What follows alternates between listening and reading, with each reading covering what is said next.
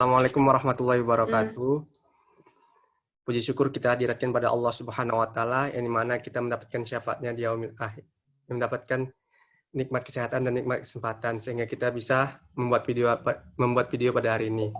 Tidak lupa pula salawat berangkat salam kita hadiratkan pada Nabi junjungan kita Nabi Muhammad SAW. Semoga kita mendapatkan syafaatnya di yaumil akhir. Amin amin rabbal alamin.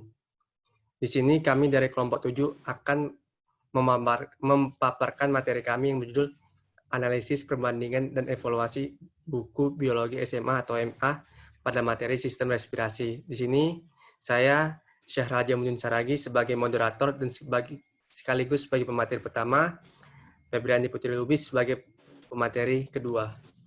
Untuk mempersingkat waktu, langsung saja saya akan menjelaskan tentang kajian teoritis.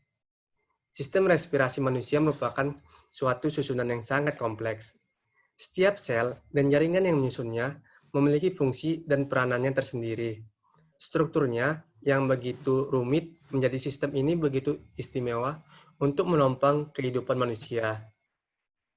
Tujuan dari sistem respirasi adalah untuk memperoleh oksigen dari udara ke jaringan tubuh dan membuang karbon dioksida.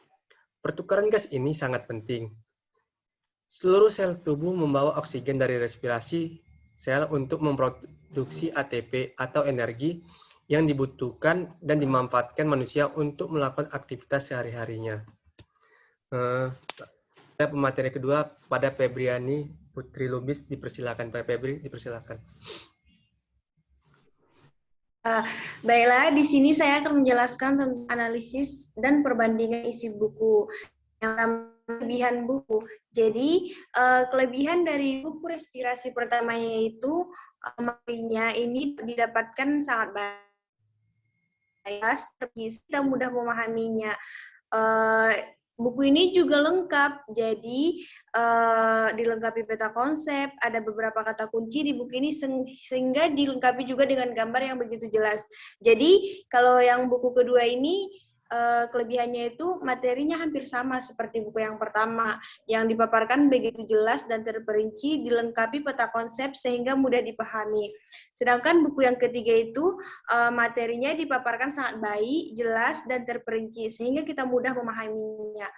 Buku ini dilengkapi dengan peta konsep dan ada beberapa kata kunci di buku ini melengkapi gambar yang begitu jelas. Dari segi tata bahasa atau struktur makro, dari buku pertama dapat dilihat dari segi bahasanya itu bagus dan mudah dipahami. Sedangkan dari buku yang kedua itu dari segi tata bahasa yang sangat bagus, mudah dipahami, sehingga mudah dimengerti, dan ada pun beberapa kosakata yang baru sehingga siswanya mudah mengetahuinya. Sedangkan dari buku ketiga itu, dari segi tata bahasa udah cukup bagus, mudah dipahami, sehingga mudah dimengerti, dan ada pun beberapa kosakatanya itu ada kosakata yang baru, sehingga siswanya mudah juga mengetahuinya. Lanjut slide-nya. Yang ketiga itu dari segi tampilan. Buku pertama itu tampilannya covernya sangat menarik. Gambar pada buku sangat berkaitan sekali dengan biologi lah. Baru yang kedua itu tampilan covernya ini menarik juga sehingga memiliki daya tarik, memikat daya tarik para pembacanya. Yang ketiga, tampilan buku ini baik dan simpel sehingga mudah dikenali. Yang keempat itu relevansi konsistensi. Dalam cakupan ini ada juga tercakup materi terhadap KI dan KD. Pada buku pertama ini, relevansinya dapat kita lihat berdasarkan adanya kegiatan atau tugas penjabaran materi, hingga evaluasi yang sudah mengarah kepada pengembangan KI dan KD peserta didik itu tercapai. Sedangkan pada buku kedua ini sudah cukup relevan dengan KD dan KI yang sedang berjalan di masa ini. Selanjutnya buku ketiga itu pada materi ini sudah relevan dan dapat dijadikan sebagai buku pendamping untuk menambah pemahaman peserta didik. Terima kasih, saya kembalikan kepada moderator. Oke, terima kasih Pak Febri. Di sini akan saya menjelaskan tentang evaluasi isi buku. Pada evaluasi isi buku ini secara umum, ketiga buku yang dianalisis dari baik buku pertama, kedua dan ketiga mengenai materi sistem respirasi ini sudah sangat relevan sesuai dengan ketentuan KI dan KD. Tetapi ada beberapa hal yang harus dievaluasi agar isi kajian mengenai materi sistem respirasi ini lebih relevan lagi, yaitu baik pada buku pertama, baik pada buku kedua dan buku ketiga. Dan selanjutnya akan disampaikan oleh Febri.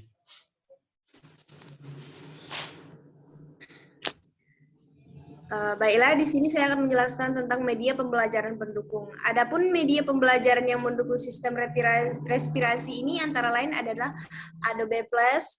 Kenapa di sini kami memilih aplikasi ini? Dikarenakan memiliki fungsi seperti pembuatan animasi objek, pembuatan presentasi, dan game. Nah, di sini kami bisa membuat animasi untuk sistem respirasi. Bagaimana sistem respirasi itu?